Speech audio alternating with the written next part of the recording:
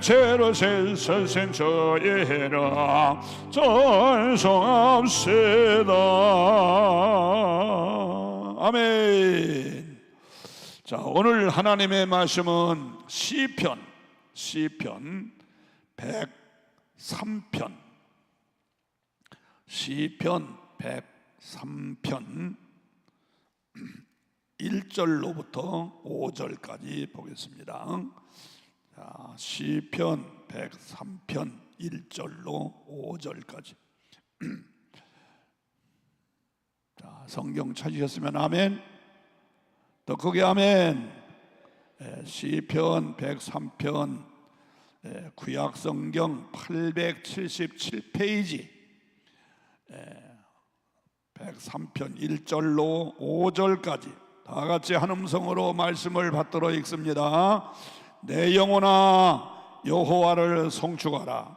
내 속에 있는 것들아 다 그의 거룩한 이름을 송축하라. 내 영혼아 여호와를 송축하며 그의 모든 은택을 잊지 말지어다. 그가 내 모든 죄악을 사하시며 내 모든 병을 고치시며 내 생명을 파멸해서 속량하시고 인자와 긍휼로 관을 씌우시며 좋은 것으로 내 소원을 만족하게 하사 내 청춘을 독수리같이 새롭게 하시는도다. 아멘. 기도합시다. 하나님, 이 밤에도 말씀을 통해서 은혜 받게 하여 주옵소서. 사모하는 영을 부어주옵소서. 간구하는 자에게 확실하게 채워주셔서 받은 은혜 감사하며 간증거리가 있게 하여 주시옵소서. 이 시간을 내 평생 잊지 못할 너무너무 귀한 은혜의 시간이 되게 하여 주시옵소서. 예수님의 이름으로 기도하옵나이다. 아멘. 할렐루야. 할렐루야. 여러분들 은혜 받으러 잘 오셨습니다. 한 사람도 거저가지 마시고 은혜 받고 돌아가는 복된 시간 되시기를 주의 이름으로 축원합니다. 자, 오늘은 이 말씀을 중심으로 해서 거기 보니까 송축하라 송축하라 하는 말씀이 몇 번 나오지요. 이 송축이란 말은 찬송하라 그런 얘기예요. 찬송하라 찬송하라. 자, 나와 여러분들은 하나님 앞에 찬송하는데 어떻게 찬송하느냐. 여기 보니까 내 영혼아 여호와를 송축하라. 내 속에 있는 것들아 다 그의 거룩한 이름을 송축하라. 내 영혼아 여호와를 송축하라. 아주 영혼, 우리의 속 사람이 그냥 총동원이 돼서 하나님을 찬송하라 그런 얘기예요. 이 찬송, 오늘 예배의 3대 요소가 있는데 첫째는 말씀, 기도, 그 다음 뭘까요? 찬송. 맞았어요. 다시 묻습니다. 예배의 3대 요소, 첫째 말씀, 두 번째 기도, 세 번째 찬송. 그래요. 이 세 가지는 예배에서 단 한 가지도 빠지면 안 돼요. 그러니까 우리가 예배를 드릴 때는 이 세 가지가 꼭 들어가요. 그냥 가정에서 간단하게 예배를 드리든 교회에서 예배를 드리든 아니면 어디에서 우리가 예배를 드리든지 간에 이 세 가지는 말씀, 기도, 찬송 꼭 들어가게 되죠. 그래서 이 찬송이라고 하는 건 우리가 생각할 때 그냥 노래 부르는 거 이렇게 생각할 수 있는데 그렇지 않아요. 성경에 보면은 찬송은 하나의 제사로 되어 있어요. 히브리서 13장 15절에 보면 찬송의 제사를 올린다 그래요. 찬송의 제사. 그러니까 찬송이 반드시 예배에 빠지면 안 된다. 예배는 반드시 찬송이 들어가야 된다 그런 얘기죠. 그래서 우리는 찬송을 많이 불러야 돼요. 아멘이십니까? 찬송은 크게 두 가지 의미가 있는데 하나는 하나님께 감사와 영광을 올려드리는 표현이 찬송이에요. 뭐라고요? 감사와 영광을 올려드리는 표현이 찬송이다. 우리가 하나님께 감사를 많이 올려드리고 또 영광을 많이 올려드리면 하나님께서 그 감사와 영광을 받으시고 우리에게 또 감사의 조건, 영광 받을 조건을 주실 줄로 믿습니다.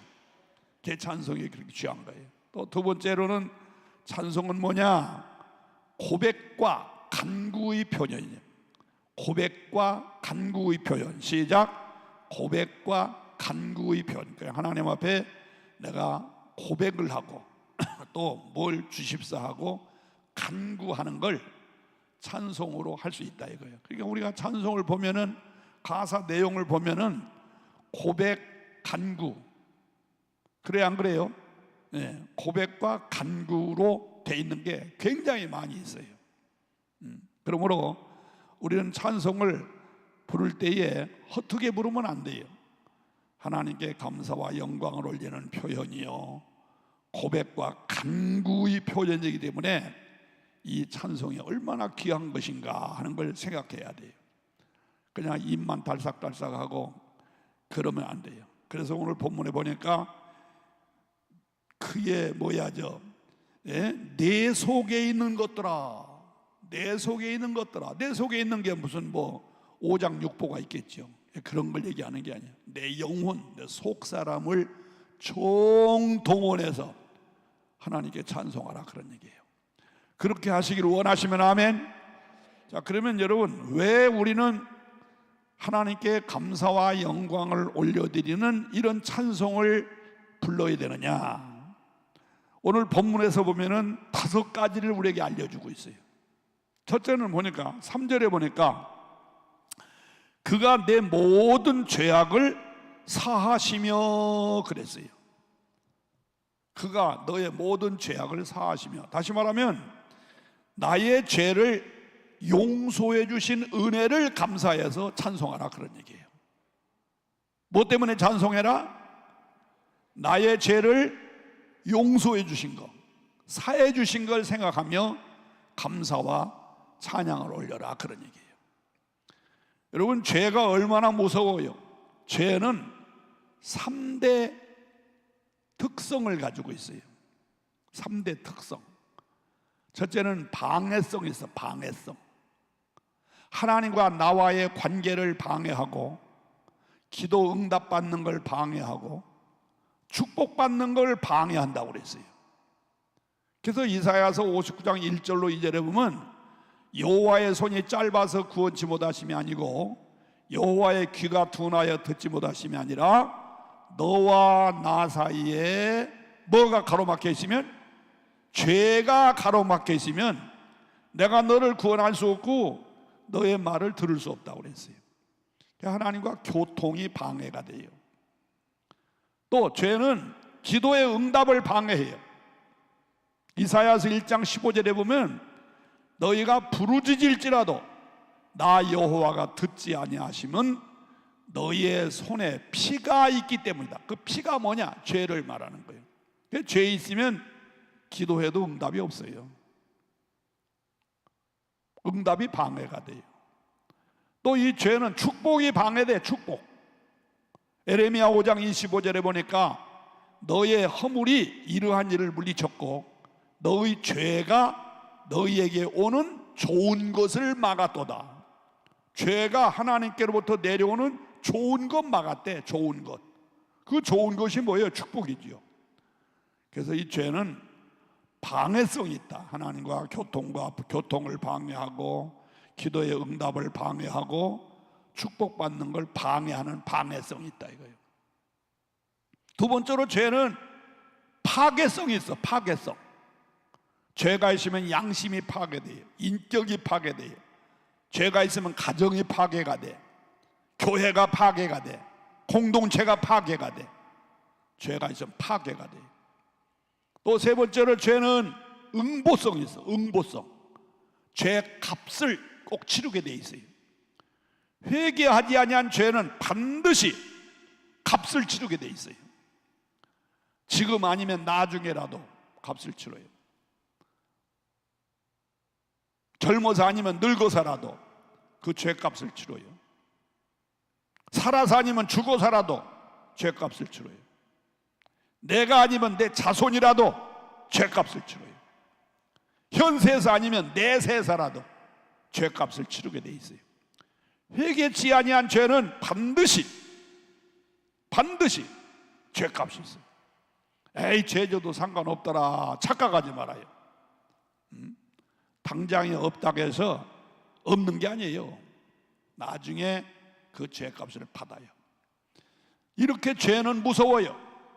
결국은 죄는 나를, 죄값은 사망이라는 건 단순히 죽는다는 것이 아니고 지옥이다, 지옥 간다 이거예요.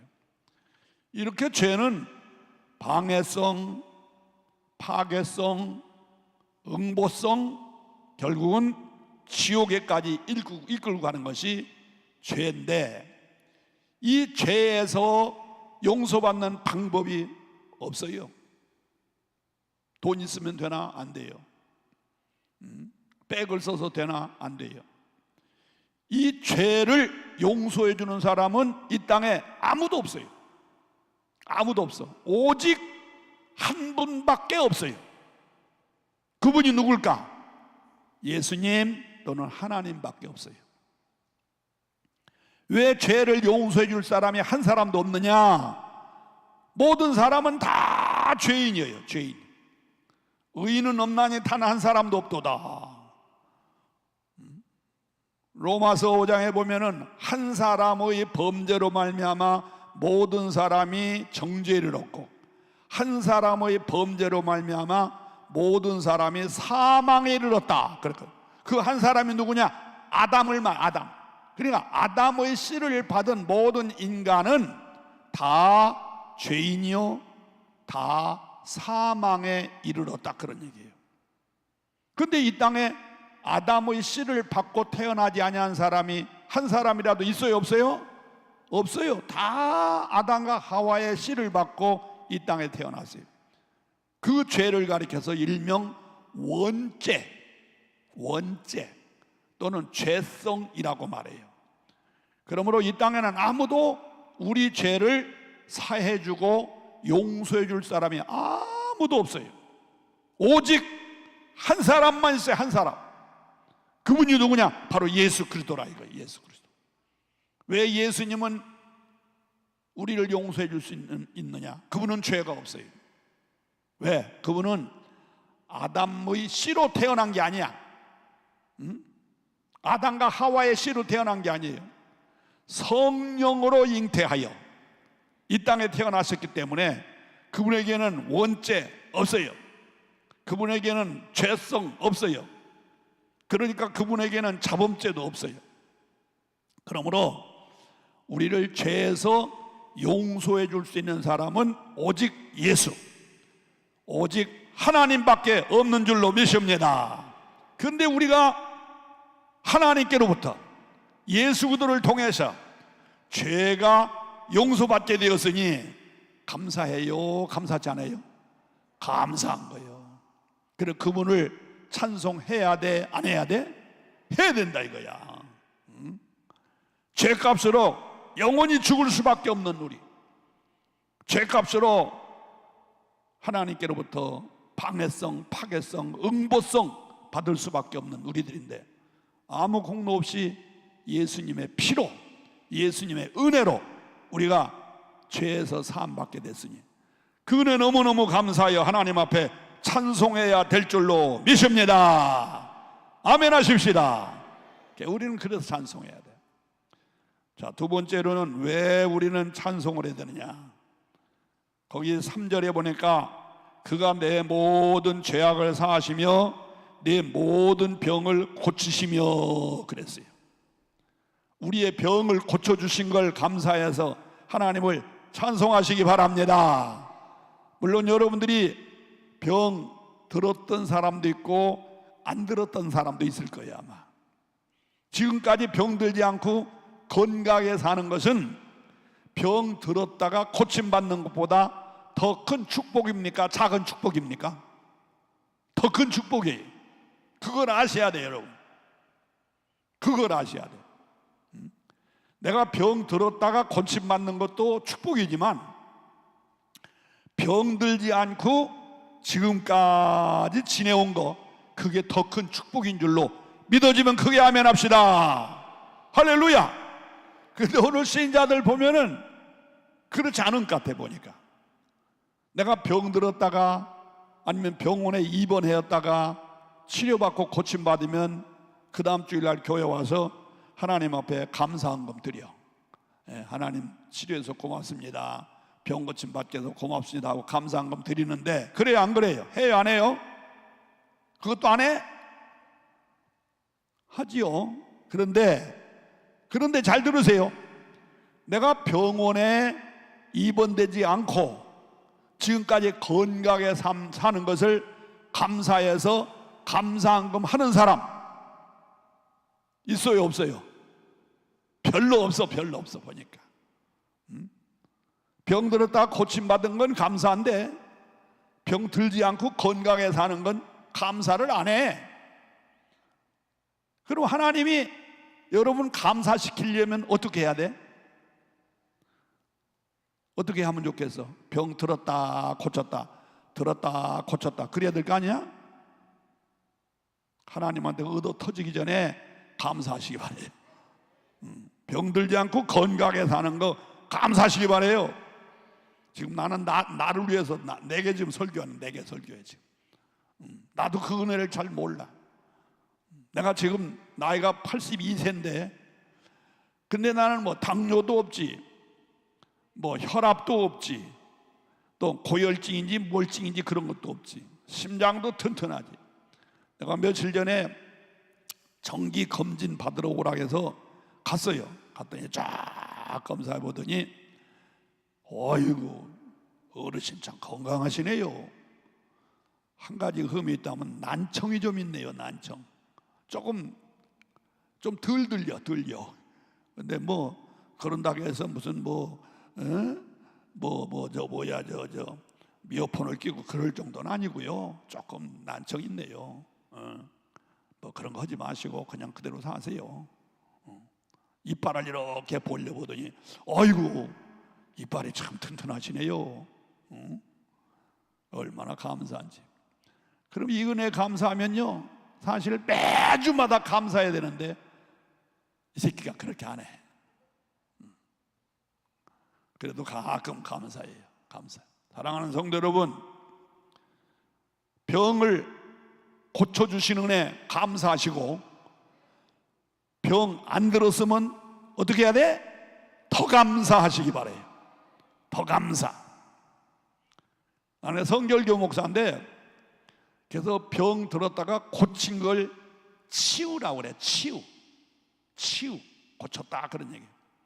근데 병 들었다 고침과 동시에 병들지 않고 건강하게 사는 것을 신유라고 그래. 신유. 하나님의 은혜로 병 들었다가 고침받았지만 병들지 않고 건강하게 살고 있습니다. 이걸 신유라고 그래요. 여러분들은 치유의 축복에 대해서도 감사하지만 신유의 축복을 더 감사하시기를 바랍니다. 아멘. 참 여러분 여기 앉아있는 것 이거 감사하셔야 돼요. 저는 목사이기 때문에 가끔 병원에 유문차 환자들, 우리 성도들, 집사님들, 장로님들 유문차 병원에 가는 경우가 있잖아요. 갈 때마다 너무너무 감사한 거예요. 환자인 우리 집사님, 권사님, 또 우리 장로님 보면 안쓰럽고 참 동정과 위로함이 생긴과 동시에 야, 이 나이 먹도록 내가 저 사람 저분들을 신방하고 위로해주고 기도해주러 온 것이 얼마나 감사한지 말이야. 막 펄쩍펄쩍 뛰겠어. 그냥 얼마나 감사한지. 요양원 같은 데 가보면요 아이고 기가 차고 맥이 찬 환자들이 얼마나 많아요. 근데 여러분들 참 사지 육체 멀쩡 그냥 이 자리에 와서 예배 드리고 찬송 부르고 내 마음대로 자유롭게 활동하는 거 감사하시기를 축원합니다. 큰 축복이야. 큰 축복. 내가 볼 때는 그저 젊었을 때는 돈 출세 성공 했었지만 나이 먹어서 생각해 보니까 최고의 축복은 건강의 복이야. 건강의 복. 최고의 축복은 건강의 복이에요. 그런 줄 아시고 건강 잘 지키심과 동시에 또 건강 주신 그 하나님 앞에 감사하며 찬송하시기를 주의 이름으로 축원합니다. 할렐루야! 찬송하세요. 얼마나 감사해요. 장애인들 지적해서 죄송합니다만 우리 주변에 농아, 더 나쁜 말로 말하면 벙어리, 죄송합니다. 벙어리들이 얼마나 많아. 농아들이 찬송 부르고 싶어도 부를 수 없어. 그 좋은 찬송을 부르고 싶어도 부를 수 없어. 수화로 이렇게 그냥 아이고, 물론 감동도 없고 그러잖아. 근데 우리들은 이 찬송을 부를 수 있다는 게 얼마나 은혜요, 축복입니까? 할렐루야, 할렐루야. 아무쪼록 여러분들은 병을 고쳐주시는 애 감사하고, 특히 병들지 않고 건강하게 사는 거 감사해서 하나님 앞에 찬송하시기를 주의 이름으로 축원합니다. 그 다음에 또 4절을 보세요. 4절, 내 생명을 파멸해서 속량하시고, 내 생명을 파멸해서 속량하시고. 이게 무슨 소리인지 알아요? 로마서 6장 23절에 보면 죄값은 사망이라. 사망. 여기서는 파멸은요 사망을 말해. 사망. 우리는 죄값으로 죽은 자들이야. 에베소서 2장 1절로 5절에 보면 죄와 허물로 죽었던 너희를, 우리는 죄로 말미암아 파멸, 죽은 자들이에요. 그런데 우리가 구원받아서 새 생명을 얻게 된 걸 감사하시기를 주의 이름으로 축원합니다. 그래서 하나님의 자녀 삼아주시고. 에베소서 2장 보면 잘 보세요. 집에 가서 펴보세요. 에베소서 2장을 보면요 1절로 5절까지는 죄와 허물로 죽었던 너희를 살렸다, 그런 얘기가 나와요. 죽었던 너희를 살렸다, 즉 파멸해서 너를 건져줬다 이거예요. 그 다음에 13절을 보면요 전에는 너희가 하나님과 멀리 있었던 자들인데 이제는 하나님과 가까워졌다, 그런 얘기예요. 또 16절에 보면 전에는 하나님과 원수였었는데 이제는 하나님과 화목했다, 그런 뜻이에요.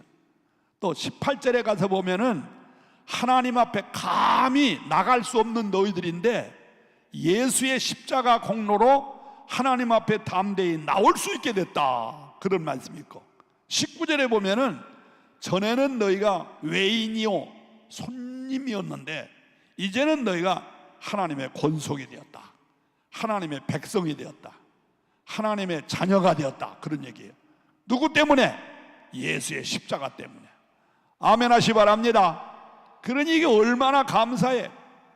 죄로 말미암아 파멸, 생명의 파멸, 죽을 수밖에 없었던 우리들을 하나님께서 예수 그리스도의 십자가를 통해서 우리를 살려주시고 하나님과 가까이 오게 하시고 하나님과 화목하게 하시고 하나님 앞에 담대히 나올 수 있게 하시고 하나님의 자녀, 하나님의 백성, 하나님의 권속이 되게 하셨으니 얼마나 감사해요. 그 은혜 감사하여 우리는 하나님 앞에 찬송하시기를 주의 이름으로 축복합니다. 할렐루야. 그런데 더 놀라운 사실을 알아야 돼요. 더 놀라운 사실. 자, 지금 내가 세 가지를 얘기했지요. 첫째는 죄에서 용서해 주시는 은혜 감사하자. 두 번째로는 병을 고쳐주신 은혜를 감사하고 건강 주신 걸 감사하며 찬송하자. 세 번째로는 내 생명을 파멸해서, 즉 죽음에서 건져주신 걸 감사하자. 그래서 하나님을 찬송하자. 또 우리가 찬송할 게 있어요. 그게 뭐냐 보세요. 4절 끝에 보세요.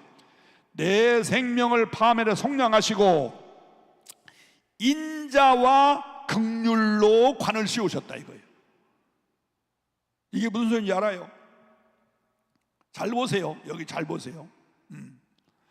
우리가 죄에서 용서받은 거, 또 병에서 고침받거나 아니면 건강이 유지되는 거, 또 생명의 파멸, 지옥에서 건짐을 받은 것이, 이것이 내 공로로 된 게 아니다 이거예요. 이것이 내가 무슨 돈을 줘서 대가를 지불해서 된 것이 아니다 이거야. 이것이 내가 선하고 착해서 내 행위로 된 것이 아니다 그런 얘기예요. 그럼 뭘로 됐느냐? 여기 본문에 보니까 인자와 긍휼로 됐다 이거예요. 아멘이십니까? 죄에서 사함받고 병에서 고침받고 아니면 건강 유지되고 생명이 파멸해서 지옥 갈 수밖에 없는 내가 건재는 받고 구원받은 것이 내 행위에서 난 것이 아니고 내가 대가를 지불해서 된 것도 아니고 내가 공로가 있어서 된 것이 아니라 100% 하나님의 인자가 뭐예요? 인자, 어질인자, 자비를 베푼다는 그런 뜻이에요. 100% 하나님의 사랑으로, 하나님의 자비로, 하나님의 긍휼로, 한마디로 말하면 하나님의 은혜로 된 것이다 그런 얘기예요. 감사해요 안 감사해요? 내가 행위가 거룩해서 됐다든지 돈을 많이 지불해서 됐다든지 무슨 공로가 있어서 됐다면 내 수고로 받은 것이니까 그래 감사할 거 아니야. 근데 그게 아니다 이거예요. 그게 아니야. 순전히 하나님의 사랑과 긍휼과 한마디로 말하면 하나님의 은혜로 됐다 그런 얘기예요. 아멘 하시기 바랍니다. 더 크게 아멘. 여러분 은혜라는 말이 무슨 뜻인지 알아요? 은혜란 말은 값없이 거저받았다 그런 뜻이에요. 값없이 거저받았다, 공로 없이 거저받았다, 대가를 지불한 것이 없는데 거저받았다, 내가 행위가 거룩한 것도 아닌데 그런데 거저받았다. 그게 은혜예요. 그 얼마나 놀라운 사실이에요. 우리가 구원받는 데는 절대 두 가지 조건이 있어야 돼요. 절대 두 가지 조건. 하나는 뭐냐? 선택을 받아야 돼. 하나님께 선택을 받아야 돼. 뭘 받아야 돼? 선택을 받아야 돼. 두 번째는 뭐냐? 은혜를 받아야 돼요. 은혜. 아니 믿음이 있어야 되죠. 믿음. 첫째는 선택을 받아야 되고 두 번째로는 믿음이 있어야 구원을 받아요. 할렐루야. 그런데 잘 들으세요. 그런데 이 선택과 믿음은 누가 줬느냐 이거예요. 누가 줬느냐? 하나님이 하셨다. 하나님이. 요한복음 15장 16절 너희가 나를 선택한 것이 아니고 내가 너희를 선택하였다. 에베소서 1장 창세전에 내가 너에게 선택했다. 하나님이 나를 선택했다 이거야. 또 믿음은 누가 줬느냐? 하나님이 줬다. 하나님이 줬어요. 그래서 에베소서 2장 8절과 9절에 보면 너희가 구원받은 것은 믿음으로 됐는데 그 믿음은 하나님이 주셨다고 그랬어요. 하나님이. 그러니까 하나님이 나를 선택하셔서 하나님이 나에게 믿음을 주셔서 그래서 내가 구원받았으니 이것이 바로 은혜라 이거예요. 이게 은혜예요. 아무 공로 없는데 아무 대가를 지불한 게 없는데 내 행위도 거룩하지 못한데 그런데 하나님이 뭘 보시고 나를 선택하셔서 내게 믿음을 주셔서 죄에서 구원받게 하시고 사망에서 건짐받게 하셨으니 그리고 하나님의 자녀 삼아주시고 천국 백성 삼아주셨으니 이것이 은혜로다 이거예요. 이게 은혜라는 거예요. 이런 은혜를 받았으므로 나와 여러분들은 하나님을 찬송해야 될 줄로 믿습니다. 아멘이십니까? 찬송해야 돼요. 그 다음 마지막으로 다섯 번째 보세요. 다섯 번째, 좋은 것으로 내 소원을 만족하게 하사, 그런 말씀이 있어요. 좋은 것으로 내 소원을 만족해 하신 하나님의 은혜를 찬송하시기를 축원합니다. 아멘. 이 좋은 것의 기준을 여러분은 잘 세워야 돼요. 그래야 하나님께 감사하고, 그래야 하나님께 찬송할 수가 있어요. 그 좋은 것의 기준이 뭘까? 요거 중요해요. 좋은 것. 좋은 것의 기준이 뭘까요?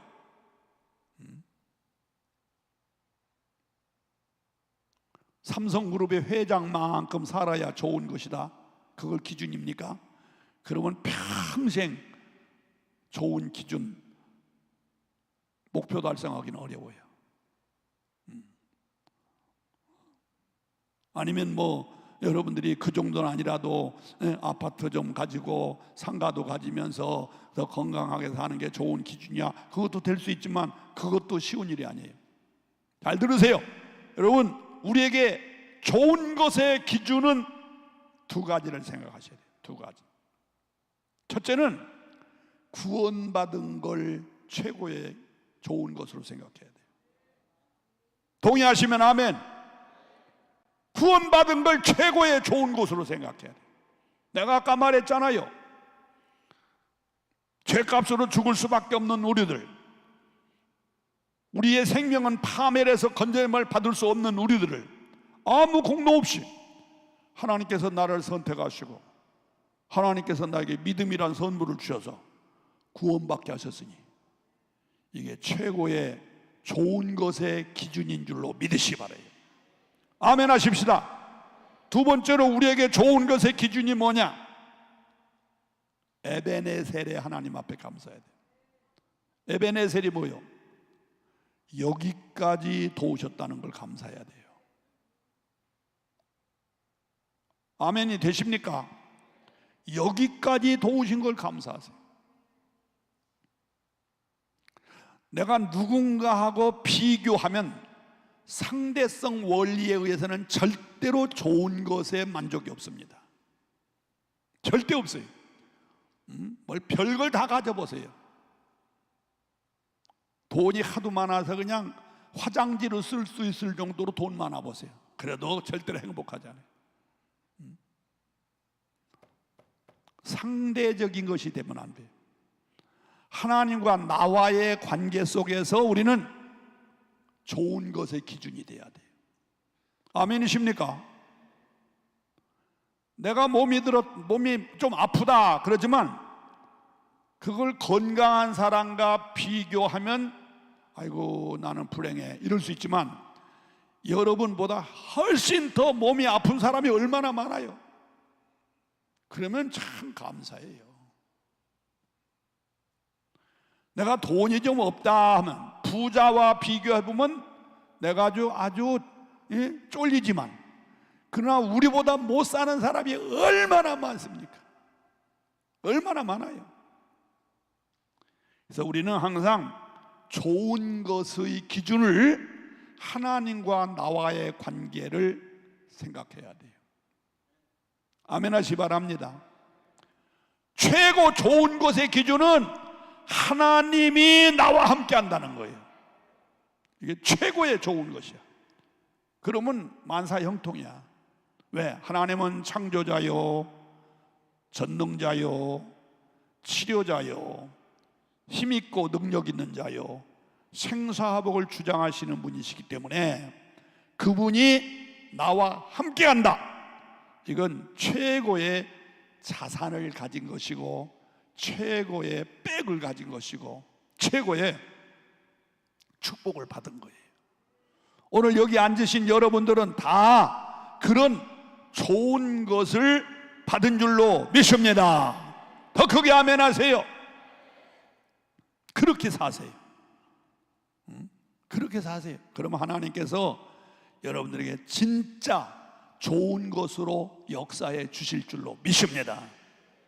저도 참 불만이 많아요. 하나님 앞에 내가 수없이 기도했는데도 될 듯 하다가 안 되고 말이에요. 지금 뭐 몇십 년째 기도하는 것도 있어요. 막 될 듯 하다가 또 안 되고 말이에요. 그런데 지금 곰곰이 생각해 보니까 하나님의 머리가 내 대갈보다 훨씬 더 좋으시더라고. 모든 것이 유익하여 합력하도록 역사하셨어. 돌려놓고 생각하니까. 그래서 요즘은 감사해요. 아유 감사합니다. 아유 감사합니다. 하나님의 그런 뜻이 있으셨군요. 내가 그렇게 기도해도 하나님 안 들으시더니 아 그런 뜻이 있으셨구나. 감사가 돼요. 그러므로 여러분, 하나님은 나와 여러분을 누구로 상대해 주시느냐? 아들, 딸, 자녀로 상대하세요. 아들, 딸 중에서도 몇 번째 아들, 딸이냐?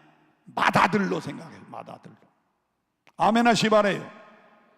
맏아들로 생각하죠. 그러면 부모가 맏아들에게, 자녀에게 항상 좋은 것을 주시려고 계획하시고 진행하시는 거예요. 그걸 아셔야 돼요. 그래서 우리는 지금 무언가를 상대적으로 생각하지 마시고 하나님과 나와의 관계 속에서 이미 좋은 것으로 우리의 소원을 이루어 주셨고 앞으로도 좋은 것으로 이루어 주실 줄로 믿으시면 크게 아멘 합시다. 할렐루야. 그 은혜를 생각해서 우리는 하나님을 찬송해야 돼. 찬송해야 돼.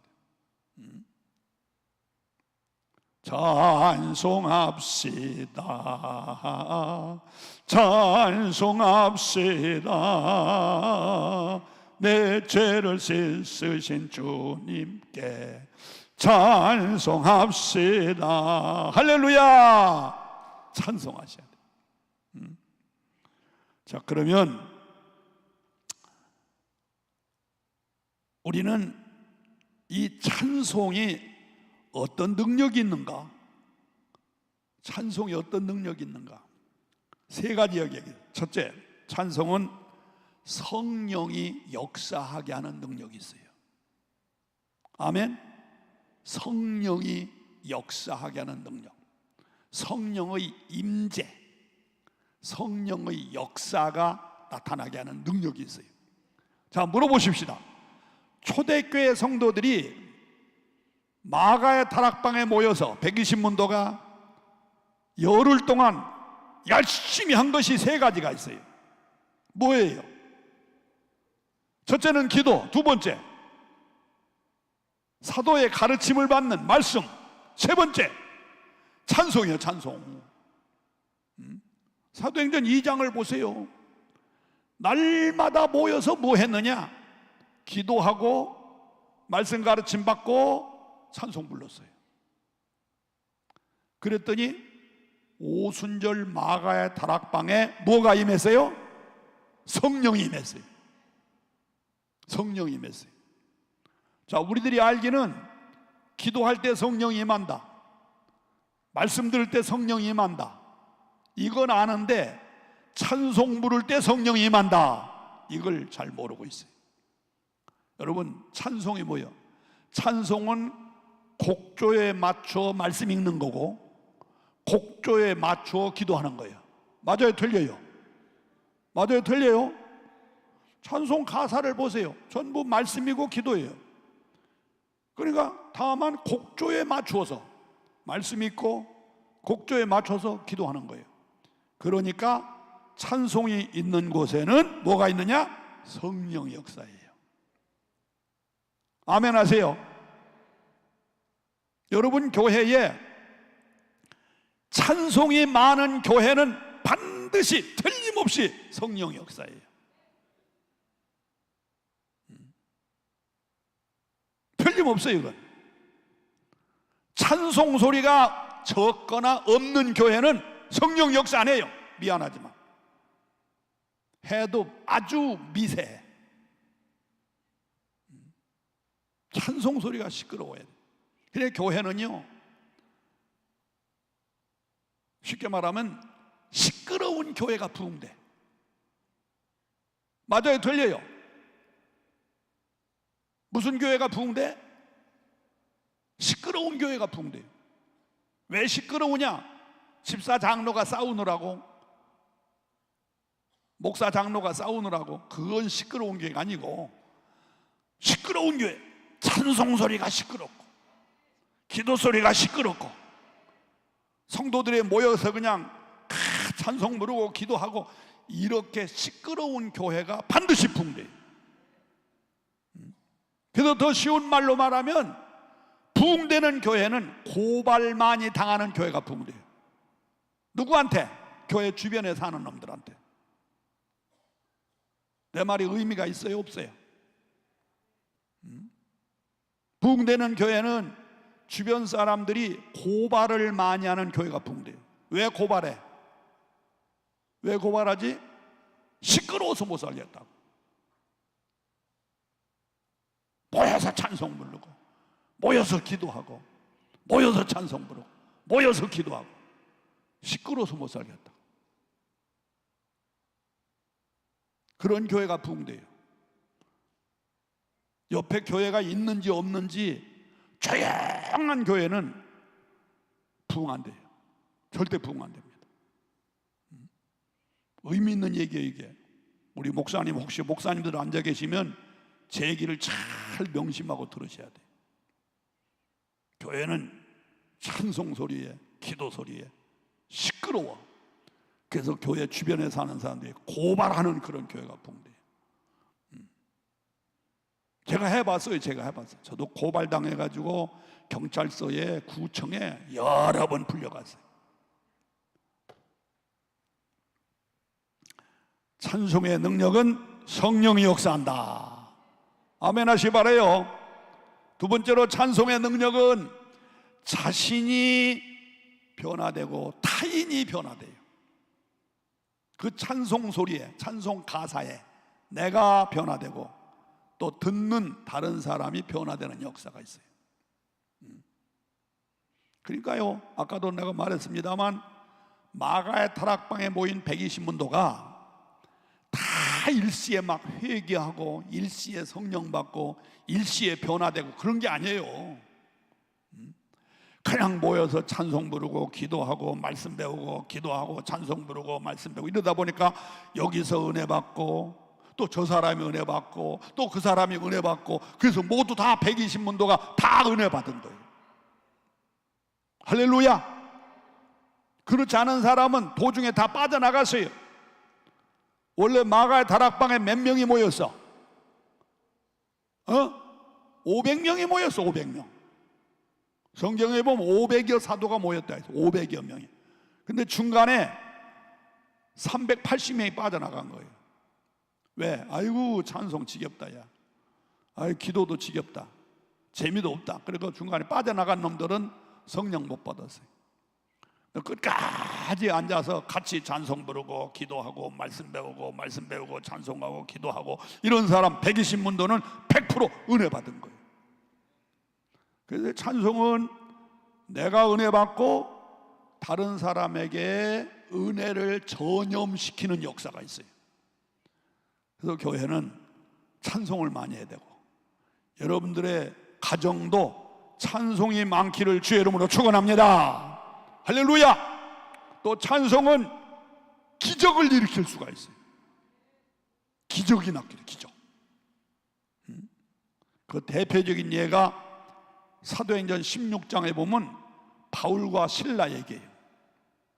옥중에 감금되어 있는데 쇠사슬에 묶여 있는데 그런데도 불구하고서 기도하고 찬송 부르고 기도하고 찬송 부르고 기도하고 찬송 불렀더니 성령의 강한 역사가 나타나가지고 옥토가 흔들리고 묶였던 쇠사슬이 풀리고 옥문이 열려지고 이 죄인들을 지키고 있는 간수쟁이들이 죄인 도망간 줄 알고 자결하려고 했잖아. 야 자결하지 말아라. 칼 꽂아. 우리 여기 있어. 그래서 그 사람들을 구원시켰다고 말이야. 찬송이 있는 곳에 기적이 있어요. 아멘 하시 바랍니다. 찬송 많이 하세요. 우리 모교에서 되어진 일인데요, 찬송 소리에 기적이 두 가지 사건, 여러 가지 있습니다만 하나는 뭐냐면 우리 교회에 박도수라고는 장애인 집사님이 한 분 있어요. 한쪽 두 다리 거의 못 서. 그냥 장애인이요 그냥. 근데 아주 믿음이 좋아요. 그래서 이분이 교회도 열심히 잘 나오시고 그 장애를 가진 분이 교회 봉사도 잘하시고 이래요. 근데 우리 동네 뒤에 반산이라고는 산이 있어요. 근데 이 박도수라는 집사가 이제 나무로 만든 피리로 이렇게 불러가면서 찬송을 이렇게 잘 불러요. 그래서 거의 매일이다시피 뒷동산에 가가지고서 찬송을 부르는 거예요. 내 주를 가까이 하게 함은 하면서 그 찬송도 부르고 내 주의 보혈 찬송도 부르고 찬송을 잘 불러요. 그런데 그 찬송 소리에 감동받고 거꾸로 있는 사람 한 사람이 있어요. 그게 누구냐면 김양배라는 사람이야. 김양배는 누구냐? 동네 깡패예요. 또 이 사람은 노름꾼이야. 노름꾼. 아주 노름을 그냥 논밭 다 팔아가지고 노름만 하는 거예요. 따지도 먹고 맨날 읽기만 하면서 그래요. 장가도 못 가가지고 노총각으로 그 모양 그 꼴이야. 그렇게 사는 아주 질이 좋지 못한 사람이에요. 그런데 어느 날 그 박도수라는 집사가 그 산에서 내 주를 가까이 이 찬송을 쫙 부르는데 이 김양배라는 사람의 마음에 감동이 됐어요. 그래가지고 찬송 소리를 듣고 한 발자국 두 발자국 가보니까 세상에 동네 장애인 무식한 말로 병신이 그러고 있단 말이에요. 근데 얼마나 감동이 돼가지고 말이에요. 거기서 이분이 거꾸로져 버렸어요. 완전히 거꾸로졌어요. 그래서 그 박도수 집사한테 전도받고 예수 믿기로 결심해가지고 교회를 얼마나 잘 나오는지. 그래서 우리 교회 노승우 장로님이라고 교회 개척자이신데 그분이 자기 딸을 주어서 사위 삼았어요. 이야, 팔자 고쳤어요. 완전히 사위 삼았어요. 그리고 나중에 그분이 집사 되고 장로 됐어요. 장로. 내가 그분 밑에서 주일학교 때 가르침 받았어요. 이야, 이 찬송이 이렇게 기적을 나요. 찬송이 그런 깡패, 술주정뱅이, 노름꾼, 아주 그냥 동네에서 그냥 내놓은 놈. 근데 이 장애인인 이 박도수 집사의 찬송에 감동받고 거꾸로지는 역사가 나타나. 이런 놀라운 역사가 있어요. 여러분, 찬송은 능력인 줄로 믿으시면 아멘 하세요. 할렐루야. 또 하나의 기가 막힌 사건이 있어요. 우리 교회에 양달순이라는 처자가 있어요. 양달순. 3살 때 안진뱅이가 돼가지고 17살 먹도록 걷지를 못해요. 막 기어서 이렇게 다. 지팡이도 필요 없어요. 그냥 기어서 그냥. 그런데 우리 교회 부흥회 때에 찬송을 부르는데 빈들의 마른 풀같이 시들은 나의 영혼, 그 찬송. 지금도 그냥 그 찬송 부를 때마다 그분이 생각이 나요. 특히 마지막 절 참되신 사랑의 언약 어길 수 있사오랴 오늘의 흡족한 은혜 주실 줄 믿습니다. 가물어 메마른 땅에 이 찬송, 와, 참 그때 많이 불렀어요. 우리는 학생 때였어요. 근데 그냥 그 노래를 부르면 또 저 전도사님, 여자 전사님이 그 찬송 많이 불러. 참되신 사랑의 언약 어길 수 없다. 성령은 역사하시면 이 안진뱅이도 일어날 수 있다. 얼마나 불러. 하여간 수백 번을 불렀을 거야 아마. 그런데 그 모인 모든 무리들이 막 감동을 받아가지고 그 찬송에 감동을 받고 성령의 강한 감동의 역사가 일어나면서 어떤 역사가 있냐면요, 갑자기 1월 달인데 어디선지 백합화 꽃냄새가 쫙 교회 안에 들어오는 거예요. 요즘이야 1년 12달 백합화 꽃이 있을 수 있지만 옛날엔 어디 시골에 백합화 꽃이 어디가 있어요. 갑자기 백합화 꽃냄새가 쫙 진동하는 거예요. 이런 역사는 난 2번 체험했어요. 우리 조카가 치료받을 때 그 역사가 있었고 또 그 양달순이라고는 처자가 기도받을 때 갑자기 막 백합꽃 냄새가 막 교회에 쫙 진동하는. 그때 그 강사가 그래, 지금 성령의 역사가 강하게 역사하니까 더 열심히 찬송 부르라. 그래서 또 막 참되신 사랑의 언약 어길 수 있사오랴 찬송을 부르고 난 다음에 그 처자를 향하여 예수의 이름으로 명하노니 일어나 가라라 하고 명령하니까 세상에 3살 때 안진뱅이 된 아이가 17살 14년 만에 벌떡 일어나는 역사가. 양달순 지금 권사가 되지. 여기 광주 성남에 살아요. 지금 성남에 살아요. 여러분, 찬송은 기적을 낳습니다. 아멘 하시 바라요. 찬송 많이 부르시기 바랍니다. 아멘. 찬송 많이 부르세요. 찬송은 아까 좀 말씀드린 대로 곡조에 맞춘 기도요, 곡조에 맞춘 말씀입니다. 찬송 있는 곳에 성령이 역사하고, 찬송 있는 곳에 기적이 있고, 찬송 있는 곳에 변화가 있어요. 그런데 오늘 기독교인들이 너무 찬송을 안 해요. 참 우리가 찬송을 많이 하는데도, 그런데 이상한 것은 이 찬송을 외우지를 못해. 안타까워요. 우리 선배 목사님 가운데 운동권 하던 목사가 있었어요. 그래서 경찰서 이제 검찰이 약간 잡혀가지고 구치소에 들어갔어요. 그래 들어가 목사가 할 게 뭐가 있어요? 성결기 찬송 부르고 우리한테 기도해야 되는데, 그래서 그 교도관한테 얘기했답니다. 여보시오, 나 여기서 좀 찬송도 부르고 성경도 읽고 기도하고 싶은데 이해해 주시오. 그러면서 성경 찬송을 좀 부탁해서 감옥에 좀 넣어주시오. 이렇게 부탁하니까 그 교도관이 성경은 넣어주겠는데 찬송은 못 주겠다는 거야.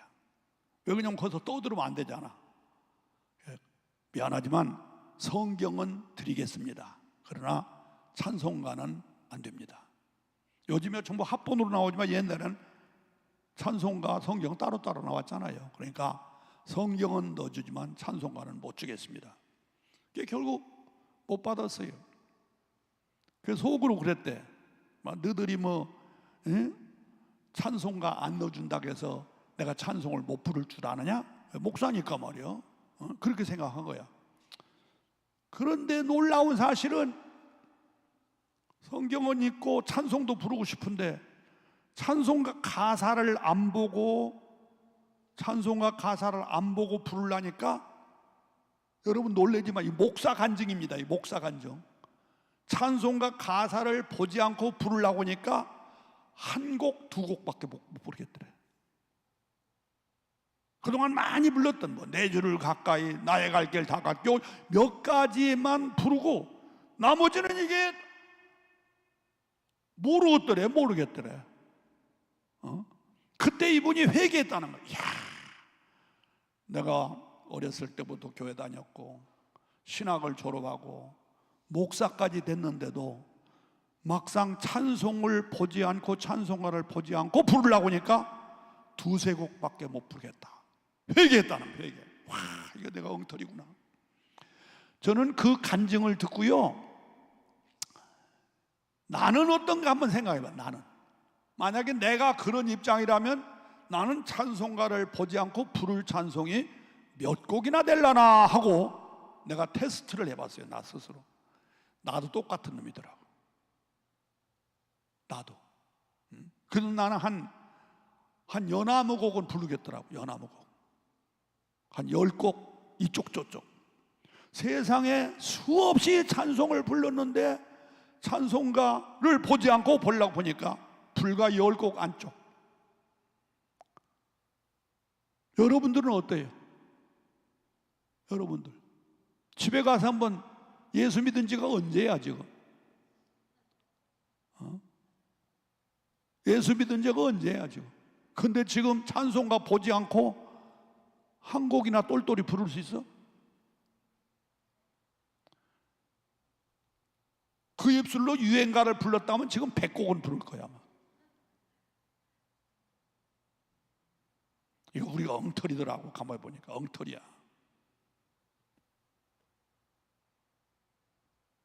여러분, 아까 말씀드린 대로 예배의 3대 요소는 말씀, 기도, 찬송입니다.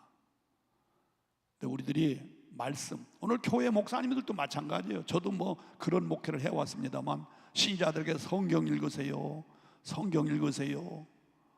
또 요즘은 성경 필사하세요, 찬송 부르세요. 그런 얘기 잘 안 해. 찬송이 사실 이게 놀라운 역사인데, 성령의 놀라운 역사가 일어나는 것이고 찬송 속에 놀라운 기적도 있는데 우리들이 그런 걸 안 해요. 사랑하는 성도 여러분, 찬송은 감사와 하나님께 영광을 올리는 표현이고 고백과 간구의 표현입니다. 우리 찬송 많이 부릅시다. 찬송 많이 부릅시다. 그리고 지금 제 말을 잘 가슴에 새기시고 안 보고 부르는 찬송 연습 한번 해보세요. 안 보고 부르는 찬송. 찬송가를 보지 않고도 부를 수 있는, 아무리 못해도 한 10곡 정도는 그 정도 한번 해보세요. 그래서 일하다가서도 찬송 부르고 직장에서 근무하면서도 마음속으로 찬송 부르고 농사 짓는 사람 같으면 농사 지으면서 찬송 부르고 찬송 속에 내가 감동받고 내가 변화받고 그리고 나로 하여금 다른 사람에게 감동을 주고 변화를 주고 더군다나 놀라운 것은 성령의 역사가 나에게 함께하는 이 좋은 찬송. 오늘 본문 말씀 속에 보니까 내 영혼아 여호와를 송축하라, 찬송하라. 그의 모든 은택을 잊지 말아라. 그가 내 모든 죄악을 사해 주셨다. 너를 병에서 고쳐 주셨다. 내 생명을 파멸해서 구원해 주셨다. 그리고 지금까지 좋은 것으로 너에게 은혜를 주었다. 그 은혜를 생각하며 하나님을 찬양하는 저와 여러분이 되시기를 주님의 이름으로 축복합니다. 자, 우리 찬송 한 장 부르고 기도합시다. 250장